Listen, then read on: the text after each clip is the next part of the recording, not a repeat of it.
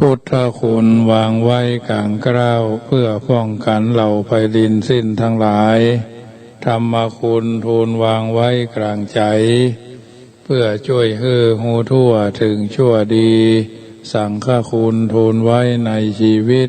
เพื่อช่วยพิษพ้นทุกข์เป็นสุขีโดยบุญอภิวันอัญชลีสวัสดีโดยการนิรันดร์เทิน10 นิ้วกราบแนบใต้ไหวสาบารมีธรรม ในครูบาอาจารย์พระมหาเถรานุเถระท่านเจ้าคณะพระสังฆาธิการทุกรูปทุกตนขอความสุขความสวัสดีในธรรมะแห่งองค์สมเด็จพระสัมมาสัมพุทธเจ้าจงมีแก่บรรดาสาธุชนท่านผู้ฟังทั้งหลายที่ได้มีโอกาสเปิดเครื่องรับฟังรายการเสียงธรรมก่อนรับตาทางสถานีวิทยุเพื่อการศึกษาพระพุทธศาสนาและวัฒนธรรม FM ความถี่ 104.50 เมกะเฮิรตซ์วัดฝ่ายหินตำบลสุเทพอำเภอเมืองจังหวัดเชียงใหม่เมตตาในท่านพระครูสามุวิสุวัตวรกิจโจท่านเจ้าอาวาสและท่านผู้อำนวยการสถานีวิทยุแห่งนี้ได้ถวายเวลาคือธรรมาภาพพระมหาประสิทธมาภินันโทน้อมนำเอาธรรมะสาระอัตถธรรมคำสอนมาเป็นปฏิพรให้บรรดาญาติโยมที่ตั้งใจฟังอยู่ทางบ้านบางท่านก็ฟังเป็นประจำบางท่านก็ได้ฟังพ่องบ่ได้ฟังพ่องบางท่านก็ถือว่ามันเมินในฟังเนาะบางท่านก็กำลังได้ฟังใหม่รายการเสียงธรรมก่อนรับตาเป็นอาหารใจอาหารหูกับบรรดาญาติโยมที่อยู่ทางบ้านในฐานะที่เราอยู่ในสังคมแห่งชาวพุทธอันมีพระพุทธเจ้าเป็นผู้นำมีพระสัทธรรมเป็นแผนที่มีพระอริยสงฆ์เป็นผู้ชี้ตัวเฮาคือแหล่งแห่งการทำดีสร้างไมตรีจิตอันเรื่องของไมตรีนั่นเป็นวัฒนธรรมที่จำเป็นอย่างยิ่งสำหรับเฮาทุกคนเพราะเฮาจะอยู่คนเดียวในโลกบ่ได้เพิ่นถึงบอกว่าอยู่คนเดียวสบายแต่ไม่สนุกอยู่ร่วมสองครองทุกข์สนุกแต่ไม่สบายนักปราชญ์กล่าวว่ามนุษย์เป็นสัตว์สังคมธรรมชาติสร้างมนุษย์ขึ้นมาโดยหวังจะให้อยู่กันเป็นหมู่เป็นสมาคมหมายความว่าหมู่เฮาต้องอยู่ร่วมกันหรือรวมกันต้องพึ่งพาอาศัยกันช่วยเหลือเกื้อกูลซึ่งกันและกันจึงจะมีความสุขสมกับเป็นมนุษย์ ที่กล่าวเช่นนี้ไม่ใช่จะไปค้านพระพุทธภาษิตที่ว่าอัตตาหิอัตโนนาโถตนแลเป็นที่พึ่งของตนการที่คนเฮาทำตนให้เป็นที่พึ่งของตนได้เป็นความดีอย่างยิ่งเป็นการกระทำที่ถูกต้องตามหลักสังคมเพราะคนเฮาถ้าลงบ่ช่วยตัวเองหรือที่พึ่งตัวเองแล้วแม้เทวดาฟ้าดินก็ช่วยบ่ได้และบ่มีหวังความสำเร็จอย่างในชีวิตเลยยิ่งกว่านั้นยังเป็นการทวงสังคมเป็นการทวงสังคมเป็นการทำให้สังคมเกิดความรังเกียจขึ้นได้ฉะนั้นพระพุทธเจ้าจึงทรงสอนให้คนเฮาพึ่งตัวเก่าแต่การที่พึ่งตนเองเนี่ยไม่ได้หมายถึงว่าที่จะต้องอยู่คนเดียวโดยบ่เกี่ยวข้องกับไผหรือบ่ยินดียินร้ายกับความช่วยเหลือร่วมมือจากคนอื่นจริงอยู่พระพุทธเจ้าทรงสั่งสอนให้คนเอาพึ่งตัวเองช่วยตัวเองเป็นเบื้องต้นเป็นอันดับแรกแต่ก็ไม่ได้ทรงสอนให้เป็นคนดีอยู่คนเดียวหรือทำอย่างคนเดียวตรงกันข้ามพระพุทธเจ้าทรงสอนให้เรื่องความสามัคคีการสงเคราะห์อนุเคราะห์กันและการไหว้มากมายเช่นทรงสอนว่าความพร้อมเพรียงของหมู่ให้เกิดสุขความพร้อมเพรียงของคนที่อยู่ร่วมกันอย่างความเจริญให้สำเร็จการสงเคราะห์กันเป็นความดีอย่างสูงสุดหรือว่าขึ้นชื่อว่ามนุษย์ต้องอุปการะกันดังนี้พุทธภาษิตเหล่านี้แสดงว่าพระองค์บ่ได้ปฏิเสธการช่วยเหลือ ร่วมมือซึ่งกันและกันกลับแสดงให้เห็นอย่างเด่นชัดว่าหลักการของพระพุทธศาสนานั้นสอนให้คนเฮาช่วยตัวเองเพิ่งตัวเองให้ช่วยเหลือเกื้อกูลซึ่งกันและกันโดยทั้งนี้เพราะความสามารถของคนเฮาในการที่จะดำรงชีวิตอยู่ในโลกนี้มีขั้นคือคนที่บ่ทำตนให้เป็นที่เพิ่งของตนหรือบ่กึดเพิ่งตัวเองเสียเลยคอยแต่อาศัยคนอื่นนั่นมีทางที่จะทำให้อย่างสำเร็จได้ส่วนคนที่เพิ่งตัวเองฝ่ายเดียวบ่ต้องการความช่วยเหลือจากคนอื่นย่อมทำงานสำเร็จได้เป็นส่วนน้อยและมักจะสำเร็จได้ด้วยยากแต่คนที่เพิ่งตนเองโดยทั้งได้รับความช่วยเหลือร่วมมือจากคนอื่นโดยทำงานที่ใหญ่และยากสำเร็จไปอย่างราบรื่นได้เสมอการศึกษาเราเรียนหาความรู้ความฉลาดใส่ตนเป็นการสร้างที่เพิ่งให้กับตัวเองโดยตรง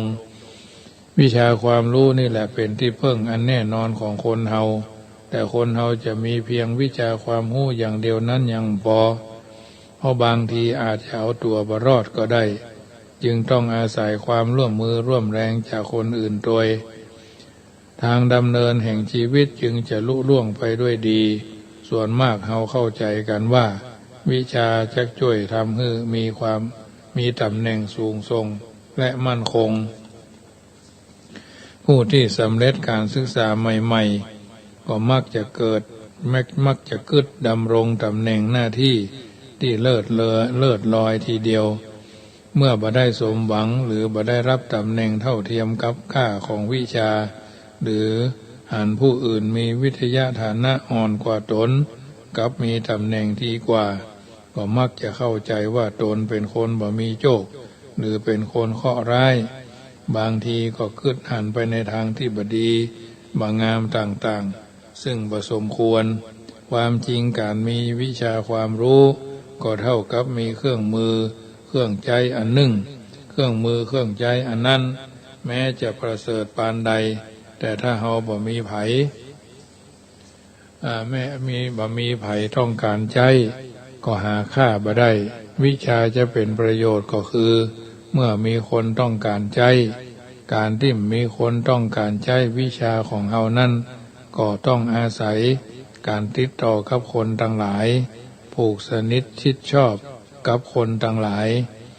ผูกใจกับคนทั้งหลายไว้ได้ก่อนได้เพราะการผูกใจคนนั้นมีอย่างจะดีเท่ากับผูกไมตรีการผูกด้วยไมตรีเป็นการผูกที่ก่อให้เกิดผลดีด้วยกันทุกฝ่ายทั้งเป็นการผูกที่ถาวรมั่นคงที่สุดดังนักปราชญ์ท่านกล่าวเอาไว้ว่าผูกสนิทชิดเชื้อนี้เหลือยากถึงเหล็กฟาดรัดไว้ก็ไม่มั่นผูกด้วยมนต์เสกลงเลขยันไม่มั่นเหมือนผูกไว้ด้วยไมตรีการผูกไมตรีนั้นมีวิธีผูกอยู่หลายอย่างต่างกันซึ่งบางอย่างก็ได้ผลดีบางอย่างก็ไร้ผลบางอย่างได้ผลเฉพาะการเฉพาะบุคคลบ่ทั่วไปเพราะเฉพาะในที่นี้จะอู้ถึงวิธีผูกไมตรีแนวพระพุทธศาสนาซึ่งเป็นวิธีผูกที่ใจได้ทุกกาลสมัยเหมาะกับคนทั่วไปพุทธเจ้าตรัสว่าคนที่จะมีพวกพ้องเพื่อนฝูงหรือควบคุมบริษัทบริวารให้มีความสนิทสนมกับตนได้นั่นต้องประพฤติตนตามหลักธรรมสำหรับยึดเหนี่ยวน้ำใจคนซึ่งห้องกันว่าสังฆะวัตถุ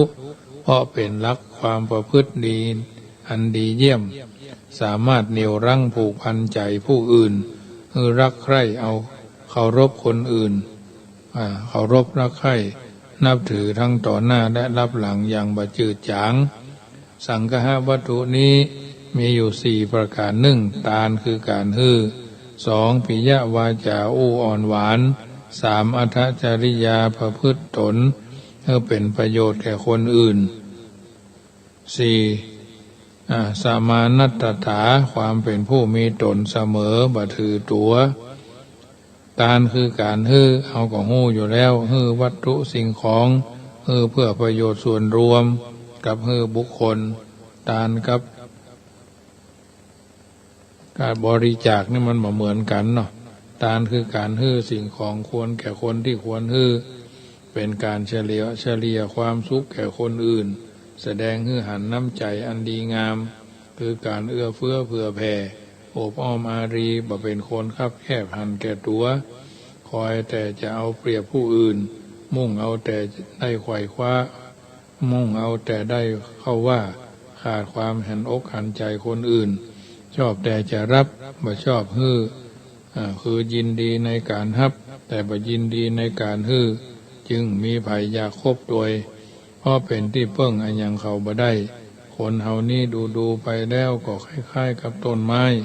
ธรรมดาต้นไม้เมื่อปลูกใหม่ๆมันก็ยังน้อยอยู่ก็ยังฮื้ออันยังก็ภัยบ่ได้อันเป็นที่เพิ่งที่อาศัยแก่คนแก่ภัยบ่ได้ต้องคอยเอาแต่รับถ่ายเดียวเช่นรับการรดน้ำรับการพรวนดินรับการง่ายๆเขายังทำให้มีในตัวเขาบ่ได้บัดจำต้องอู้ถึงความดีอย่างอื่นเรื่องนี้ถ้าเราจะเปรียบกับธรรมชาติก็เหมือนกับรวงเข้าในนาเมินทั่วไปเข้างวงไหนหรือปุกไหนเนาะที่เฮาห้องกันว่ารวงครึ่งรวงงามคือเม็ดนักเข้ารวงนั้นจะอ่อนก้อมทีเดียวแต่เข้ารวงไหนที่บ่งามคือมีเม็ด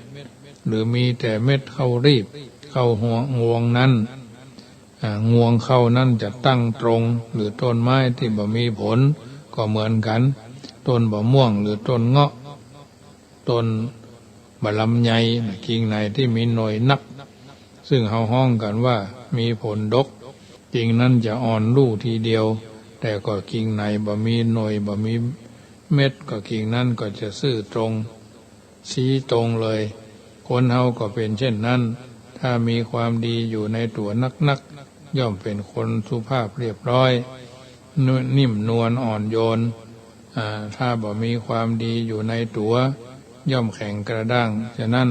ความเคารพอ่อนน้อมจึงเป็นเครื่องหมายของคนดีความเคารพอ่อนน้อมนี้ถ้าพิจารณาในแง่สังคมก็มีความสำคัญอยู่บ่น้อยเพราะเป็นระเบียบวินัยที่ดีงามของเฮาของคนเฮาเป็นเครื่องร้อยรัดให้คนเฮารวมกันเป็นหมู่เป็นคณะก็ให้เกิดความสามัคคีเอาใจใส่ดูแลทนุถนอมอันต้นไม้นั้นโตขึ้นจนถึงขนาดแล้วก็บ่ต้องรดน้ำพรวนดินคือบ่มีการรับแถมแล้วมีแต่จะฮื้อถ่ายเดียวเช่นฮื้อดอกฮื้อผลฮื้อร่มฮื้อเงาฮื้อพักพิงอาศัยตลอดจนฮื้อเอาไปปลูกบ้านสร้างเฮือนเป็นสิ่งที่มีความต้องการตามปรารถนาฮื้อมีอยู่3ชนิดฮื้ออนุเคราะห์ฮื้อสงเคราะห์ฮื้อปูจาฮื้ออนุเคราะห์ได้แก่การช่วยเหลือในการช่วยเหลือได้แก่ผู้มีฐานะด้อยกว่าเช่นผู้ร่างกายพิการทำมาหากินบ่สะดวกยากจนขัดสนอาหารบ่พอกินเครื่องนุ่งห่มบ่พอใส่อย่างหน้าหนาวเนี่ยเอาตามเครื่องนุ่มกันหนาวเพื่อช่วยเหลือเขาให้มีความสุขสบายขึ้นเพิ่นเฮาว่าให้อนุเคราะห์สงเคราะห์ก็ได้แก่การช่วยเหลือการฮื้อด้วยความอบอ้อมอารีแก่ผู้มีฐานะเสมอกับเฮาบ่ใช่คนขัดสนยากจนแม้เขาจะบ่ได้แม้จักบ่ฮื้อเขาก็บ่เดือดร้อนแต่หันว่าเขาเป็นญาติพี่น้องพ้องเขาเป็นหมู่เป็นเจ้าหมู่พ้องเป็นหมู่เป็นจุมพ้องเป็นเพื่อนฝูงพ้องเป็นเพื่อนบ้านใกล้เรือนเคียงกันพ้องเพื่อแสดงน้ำใจเพื่อแผ่อารีและนับถือกันกับเขาอย่างนี้พระองค์ว่าให้ด้วยสงเคราะห์ เป็นเหตุให้ผู้รับนึกถึงนึกชอบใจในไมตรีจิตของเขาของเฮาฮื้อปูจาคุณได้แก่การฮื้อด้วยระลึกนึกถึงบุญคุณของท่านคือแก่ท่านผู้ใหญ่ ที่มีอายุฐานะและคุณงามความดีสูงกว่าเช่นพ่อแม่ครูอาจารย์และท่านผู้รักผู้ใหญ่ที่มีคุณงามความดีทั่วๆไปตลอดถึงพระสงฆ์สามเณรท่านเหล่านี้ประจำเป็นจะต้องได้รับการช่วยเหลือจากเฮาหากแต่เฮาระลึกนึกถึงพระคุณของท่านที่มีต่อเฮาหรือส่วนรวมคือประเทศชาติเราต้องการตอบสนองและเชิดชูพระคุณของท่านยังมีการฮื้อแถมอย่างหนึ่งก็คือที่เฮาฮู้กันก็คือการฮื้ออภัยคือฮื้อความแบบว่าบ่มีเวรบ่มีภัยเขาจะเล่าเขาจะนินทาเขาจะ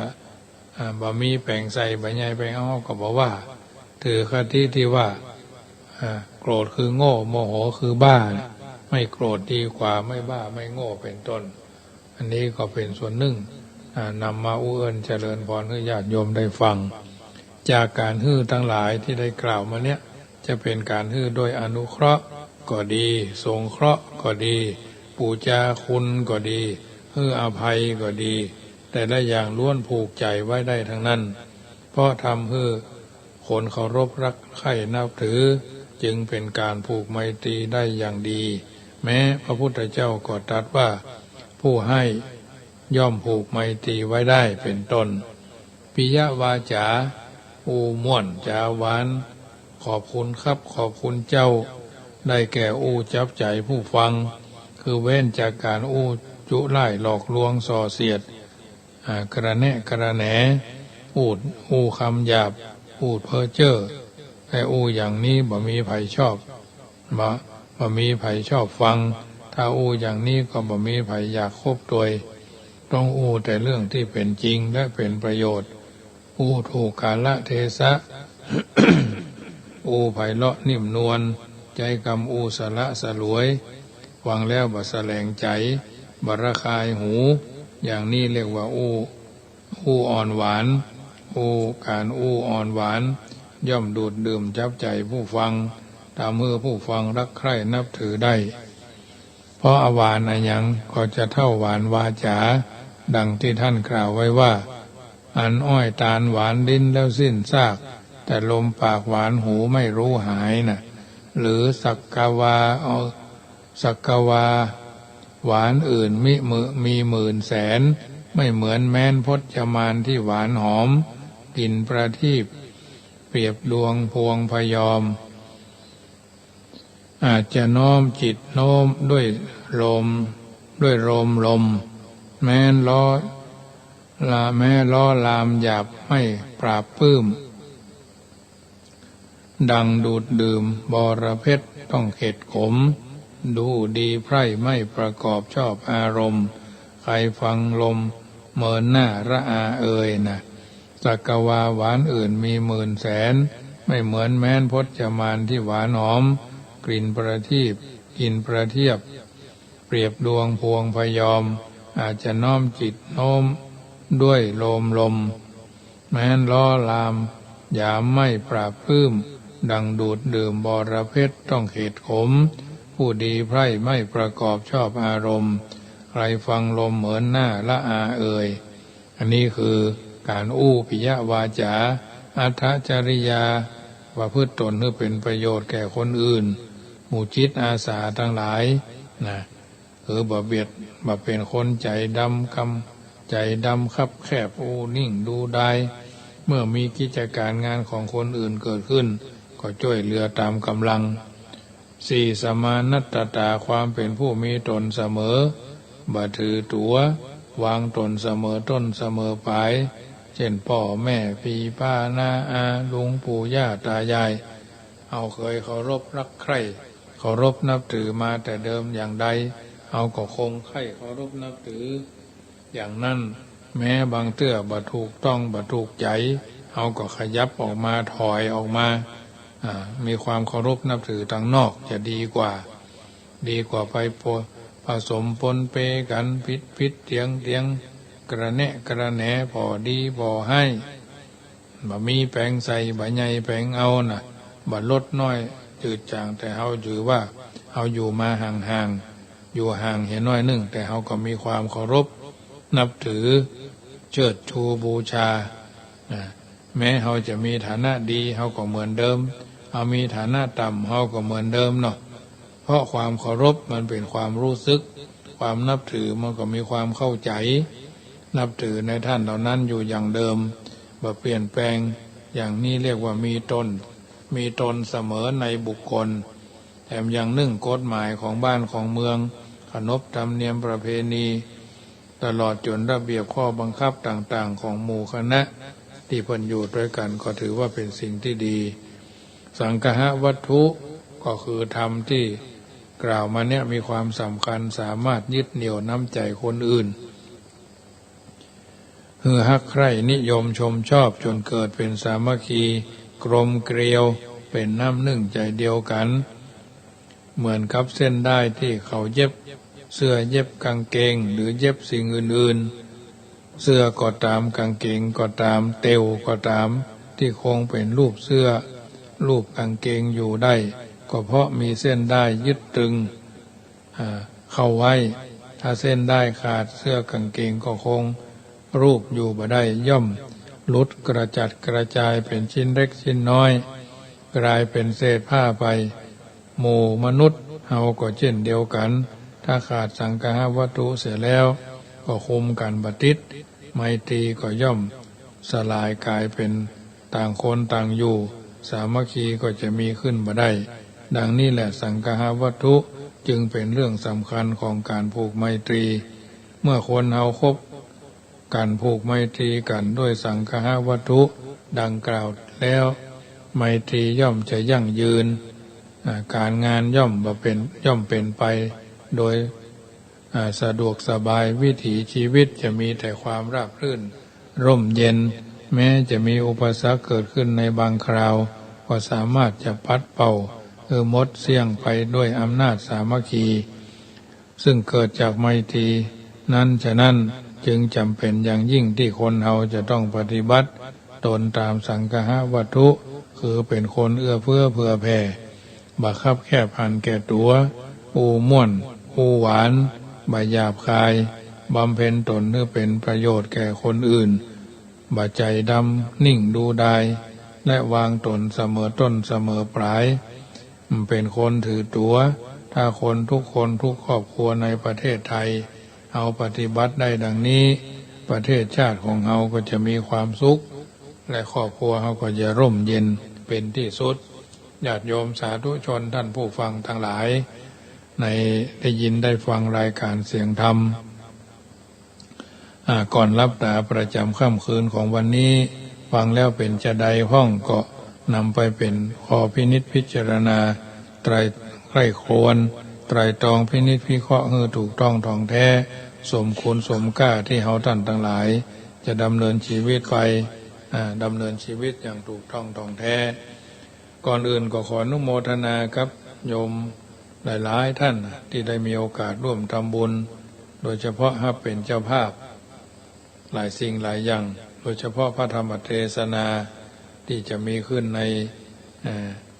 วันข้างหน้าก็คือวันที่29-30เนาะวันนี้ก็มามีครอบครัวคุณโยมเกษินีดวงแก้วร่วมทำบุญมา 1,000 บาทร่วมทำบุญกันเทศทำมหาจาตุปู่จาเตียนก็ดีผ้าป่าวัดอย่างก็วัดห้วยเกียงก็ดีเนาะที่เพิ่นร่วมทำบุญกันมาก็ขออนุโมทนาไว้ณที่นี้ตัวเนาะ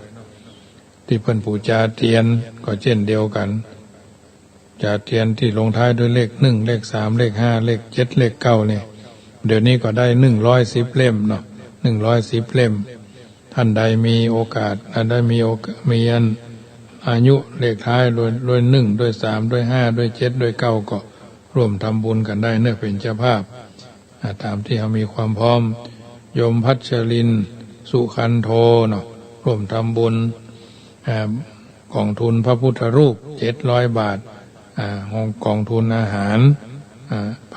อาหารแถม200 บาทโยมแม่เหรียญทองจันเทียนที่จะไปเลี้ยงอาหารโรงทานวันที่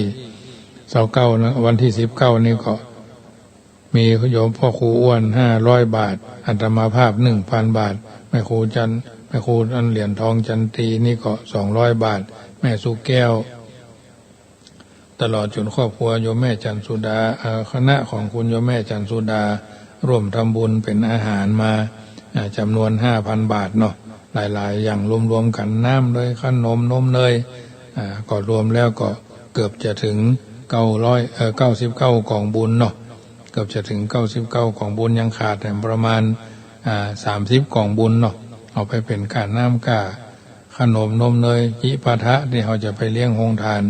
เพราะว่าบนดอยมันเหมือนตั้งลุ่มมันวิทย์มันขาดนั่นก็ยังว่านะต้องเตรียมไปเลยเครื่องปรุงก๋วยเตี๋ยวกะอันยังกะนี่เขาต้องเตรียมขึ้นไปพร้อม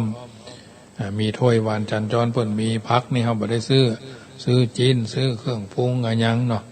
อาจจะมีของหวานอย่างแซมก็ไปโดยอาหารนั่นก็ตำบลดอยนี่เพิ่นก็จะมีเสริมตัวเจ้า9 ตน10ถึงพระเจ้า11ผู้จานเนาะนอกนั้นก็จะเป็นค่าใช้จ่ายค่ารถค่าลาค่ายังจ้างฟ้อน1คณะ1หมู่ก็เป็นจ้างฟ้อนที่ลูกศิษย์ลูกหาตังวัดสรีเมืองยุเนาะจะเอาไปฟ้อนไปลำก็มีค่าเสียละเวลาละอ่อนจะต้องจัดรถไปฮับเนาะจัดรถไปฮับไปส่งที่บนดอยนะเขาจะขึ้นไปโยนประมาณ9 โมงป่ายก็ไปฮับเมื่อเดินทางมาถึงก็จะเดินทางไปอันฟ้อนตอนฮับพระพุทธรูปแห่เข้าไปมงสิ่งปงเข้าไปวันที่19นะอันนี้ก็ไปจะเป็นร่วมทำบุญก็ตามเจตนากองทุนอาหารก็999ก็99กองบุญละ99 บาทอนุโมทนาครับหลายคนที่เพิ่นร่วมทำบุญกันมาส่วนพระธรรมเทศนาวันที่29นั่นก็วันที่30แล้วก็มีตะกี้ก็โยมครอบครัวของโยมแม่ที่เชียงใหม่เพิ่นก็ร่วมทำบุญมาแต่เป็นเจ้าภาพพระป่าก็ดีพระป่ากองบุญก็ดีทางนี้ทางนั้นก็โยมแม่สายบัวนุจิประพันธ์แม่ริมพร้อมด้วยลูกเต้าเหล่าหลานปูจากันเทศกันหนูเนาะชวดหนู 1,000 บาทปูจาของทุนเข้าล้นบาท300 บาทปูจาเตียน1 เล่ม100 บาทอันนี้ก็ขออนุโมทนาซึ่งวันพรุ่งนี้ก็จะประกาศทางคืน96บางท่านบนฟังทาง96บ่ได้ฟัง104บางท่านก็ฟัง104บ่ได้ฟัง96ก็พยายามฟังกันไปเนอะทุกคนทุกท่านก็จะได้บรรจุไว้ในเป็นบัญชีไว้เรียบร้อยเนาะส่วนการแสดงพระธรรมเทศนานั่นก็จะมีการถ่ายทอดขึ้น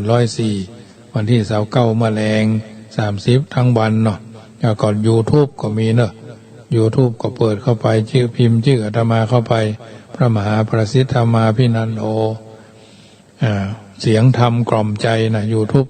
ที่เคยออกขึ้น104แล้วก็เอาบันทึกไว้ในหัน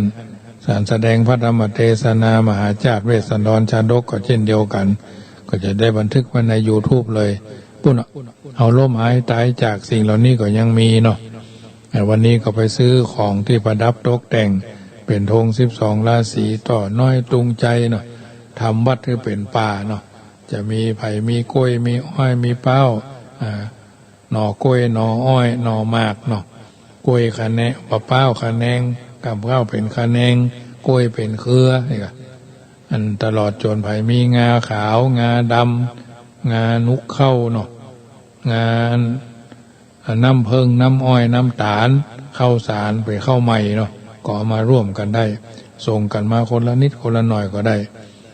วันที่26อาตมาภาพก็จะได้ไปร่วมงานทำบุญ50 วันท่านพระครูอดีตเจ้าคณะอำเภอแม่แตงเราก็จะพดไปพุ่นบ้านโยมแม่จันจอมใจเนาะอันนี้เพิ่นก็จะได้ถวายหลายๆอย่างเนาะ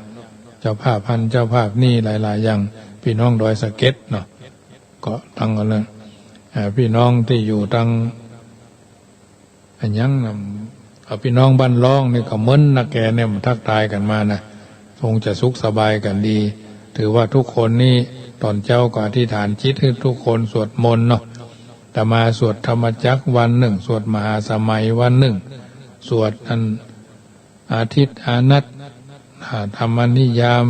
มัตติกาอภิธรรมา7 กัมพีเวียนนะ โพชฌังคสูตรนี่สวดทุกวันนะอธิษฐานญาติโยมที่เคยมากินมาทานแม้เขาไม่ได้เป็นพ่อเป็นแม่เป็นพี่เป็นน้องแต่เขาเป็นญาติธรรมญาติมันมีญาติสายโลหิตกับญาติธรรมเนาะ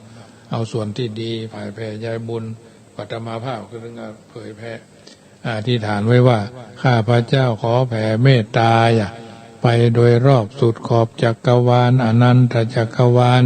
8 ทิศรอบตัวข้าพระเจ้า9 ทิศพระเขาวพรหมเนี่ย10 ทิศโลกันตนรกเนี่ยก่อนจะรับแต่นอนท่านว่าได้ก็ว่าข้าพระเจ้าขอตั้งจิตอุทิศผลบุญกุศลนี้แผ่ไปให้ไพศาลเนี่ยถึงพ่อแม่ครูบาและอาจารย์ทั้งลูกหลานญาติมิตรสนิทกันคนเคยร่วมกิจการงานเพื่อพระพุทธศาสนาหรอกจงมีส่วนได้ในบุญกุศลผลของข้าพระเจ้าเนี่ยทั้งเจ้ากรรมนายเวรเทพเทวันขอให้ท่านได้กุศลผลนี้เถิดเนี่ยว่าถึงแล้วนะเจ้าแดงก่อนจะนอนก่อนเวลานอนก็ว่าคาถาเพิ่นฮ้องว่าเหมะพันจันนะมันเป็นคาถาม่านคาถาลายครูบาอาจารย์ขึ้นต้นด้วยว่าอมเนี่ยอมนี่เป็นคาถาของพราหมณ์เนาะอมเหทิทะพะทะคติตาติเนี่ยเพิ่นฮ้องว่าลำดับอักขระเนาะ44ตัวนั่นน่ะอมเหติทะพะทะคติตาติวะเววะวิเนี่ยไผบ่ได้อันนี้อาตมาได้เป็นกรรมนะมันมีเกือบจะ300ตัวนะพูดถึงเป็นตัวนะที่ว่าเนี่ยอมเหติทะพะทะคติตาติเหมือนสวดมงคลจักรวาลใหญ่สิริติติมัตติเตโชเจยสิทธิมหิทธิมหาคุณาเนี่ยทำเขาได้ละม้วนอย่าโยมเหมือนเขาตีวงระนาดได้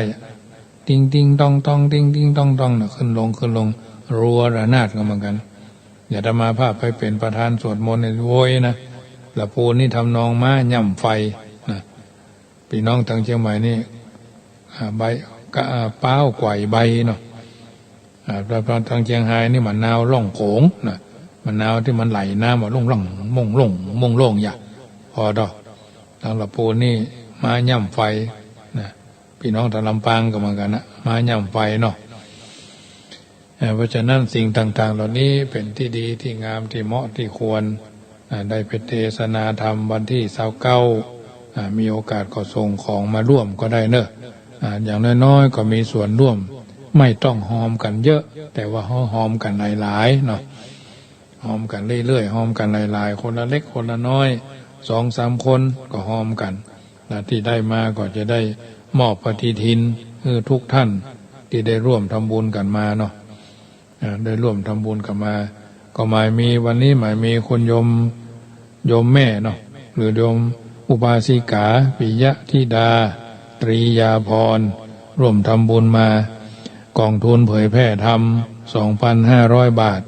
กองทุนเข้าล้นบาท 2,500 บาทเนาะอันนี้เพิ่นทำเป็น2 กองเพิ่นถามว่าทำไมมีบัญชี2 เบอร์เขาว่าอันหนึ่งไว้เป็นเผยแพร่เครื่องรู้เครื่องซ่อมเนาะซ่อมเครื่องอันนั้นรู้อันนี้เสียก็อันนี้กองทุนเผยแพร่ถ้ากองทุนเข้าล้นบาทนี่เป็นค่าน้ำค่าไฟค่าอาหารกลางวันอย่างวันที่20ถึงวันที่25เนี่ยอาตมาภาพจะได้ไปเลี้ยงทำอาหารไปแจกเพื่อนพี่น้องหมู่บ้านที่6หมู่บ้านพระบาทเนี่ยเพื่อนติดโควิดนี่ลายแต่ไปอยู่โรงพยาบาลละปูนซิมปะซางซิมเป็นถ้าเป็นครอบครัวนี่40 ครอบครัวเพราะหมู่บ้านเพื่อนหมู่บ้านใหญ่มี400 ป่าย400 กว่าหลังคาเนาะติดโควิดแท้ๆนี่40 หลังคาถ้าเป็นจำนวนบุคลากรใน40 หลังคาเนี่ย140 ท่านนะก็ทำว่า150 ชุดนะ150 ชุดเนี่ยก็ตกวันละประมาณ 3,000 เนาะอาหารปัจจุบันเน้นจีนนะพักพ่องอันนี้ไผ่พักพ่องไข่พ่องเนี่ยข้าวหุงพ่องข้าวนึ่งพ่องสลับกันอันนี้ถือว่าน้ำพริกพ่องพัดพ่องต้มพ่องนะครัวเจ้าอย่างเพราะว่าเลี้ยงเฮือเหลือเกลือเฮืออิ่มเนาะยิ่งช่วงนี้เปิดรณรงค์เฮือกินพักนะบางทีบางครั้งนี่ก็จะต้องทำน้ำพริกมันถึงลำเนาะบักฟักก็มีเปิดก็เอามาเฮือวันนี้ก็ได้3-4 แกนแต่ว่าก็ได้2-3 แกนเนาะ อันนี้เพิ่นเอามาฮื้อเขาก็จะเตรียมไว้พัดว่าน้ำแก้วใส่ไข่พองก้าแกงบ่ฟักมนใส่ไก่พองไงกะตลอดจนอื่นๆนะแกงเลี้ยงพวกอันนี้ก็จะได้เป็นการทบทวนบทเรียนของตัวเก่าโดยนะน้ำพริกลงเรือกันน้ำพริกจีนกันน้ำพริกอ่องกันน้ำพริกลาบปลาก็เนี่ยลาบปลาก็ทำได้โอ้ถ้าได้กินขอตมาภาพเนี่ยบ่ลืมละเหมือนเพลงสุรพลว่าไม่ลืมคือลืมไม่ลงนะไม่ใช่ว่าเผ็ดไม่ใช่ว่าเค็มไม่ใช่ว่าใส่ผงชูรสอันนี้ไม่ได้เน้นนะเน้นอย่างน้อยๆก็มันบ่มากด้วยค่าแต่ว่ามันก็มากด้วยน้ำใจเนาะกับบรรดาญาติโยมสาธุชนทุกคนเนาะที่ได้ร่วมกันมาหลายๆคราวแม้บรรโยมอย่างวันที่19นี่ก็จะไปเลี้ยงโรงทานก๋วยเตี๋ยวน้ำใสไม่ใช่ก๋วยเตี๋ยวน้ำนิ่งนะน้ำนิ่งก็คือน้ำมันบัดเดือดนั่นนะเพราะฉะนั้นจีปาทะนานาสาระประจำค่ำคืนนี้คือไปนอนกึดแต่ว่าจะช่วยท่านมาพระศิษย์เลี้ยงอาหารก๋วยเตี๋ยวบนดอยวัดห้วยเกียงกาจะเลี้ยงคนที่เพิ่นมาเป็นติดโควิดกาเสี่ยงกาที่140นี่เสี่ยงกลางเสี่ยงน้อยเนาะเสี่ยงน้อยเสี่ยงนักแต่ต่างนั้นเพราะฉะนั้นวันนี้พอเวลาได้เวลาแล้วขอนำรายการจากท่านไปก่อนอภิวาทานะสีลิสนิจังวุตตาปจายิโนพุทโธบังซ้ายธัมโมบังขวาสังโฆบังกายาอะระหังบังเกสาอะระหังพุทโธนะโมพุทธายะอายุวันโนสุขังปะลังขอเจริญพร